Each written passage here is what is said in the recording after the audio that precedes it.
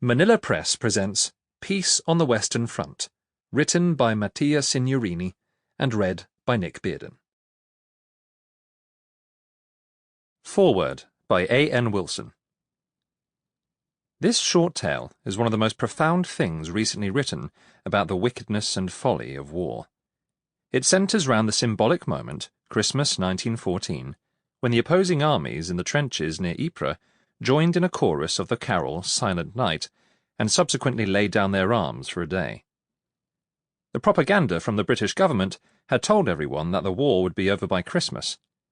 When the men on the Western Front, Germans and English together, began to sing a Christmas carol, they were giving their own response to this monstrous lie. When they began to play football together, rather than fire bullets, they made one of the most eloquent statements in modern history. Here we read of William Turner, a young English soldier who initiated that truce. In this story, he had already had an encounter with a young German soldier, Karl Mühlegg, in a forest near Ypres. The German boy could have shot the English boy, who was trying to rescue a local girl, the girl with the North Sea in her eyes, as they nicknamed her.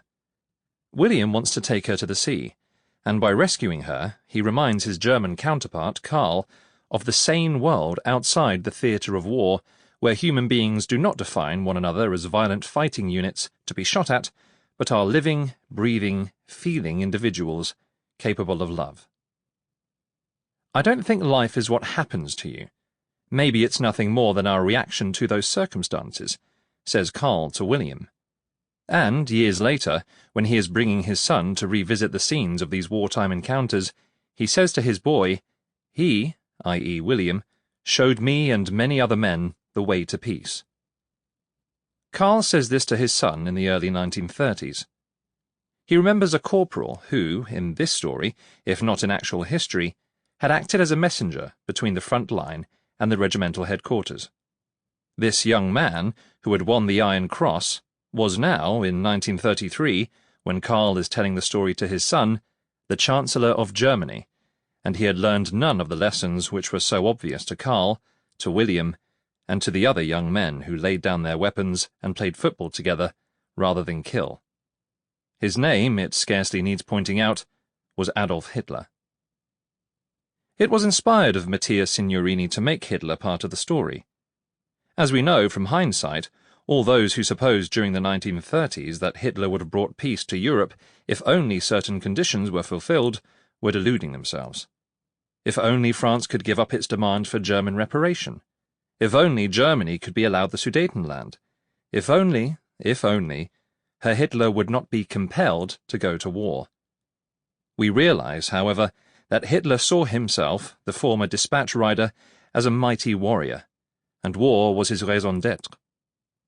While his credulous subjects in Germany hailed an economic miracle, they did not realize that the miracle was based on turning German industry into a war machine. Factories such as Volkswagen were entirely devoted to building armaments, tanks, planes, in readiness for Hitler to show himself as one of the great military leaders in history, in succession to Frederick the Great or Napoleon. Why do men go to war? We use the word men in that sentence because it is always men who do it. The greatest book ever written about war, Homer's Iliad, depicts Ares, the god of war, whom the Romans called Mars, glutting himself on human blood, while the other gods stir up strife, persuading human beings that it will be in their best interests to solve their differences and difficulties by acts of slaughter.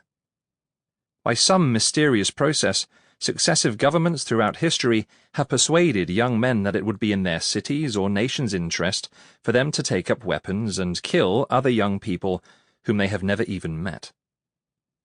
In a sense, every piece of war literature since has simply been a footnote to the Iliad. Every act of war has simply been a repetition of the pointless interchange of mass murder on the plains of Troy. For war is murder. The wonderful scene in this story, when William persuades Karl, in the forest, that there is nothing normal or natural about their pointing guns at each other and preparing to kill each other merely because one is German and the other English. But for their governments at home, the lunacy of war has become the only sanity. Those young men, or boys, who see Sample complete. Ready to continue?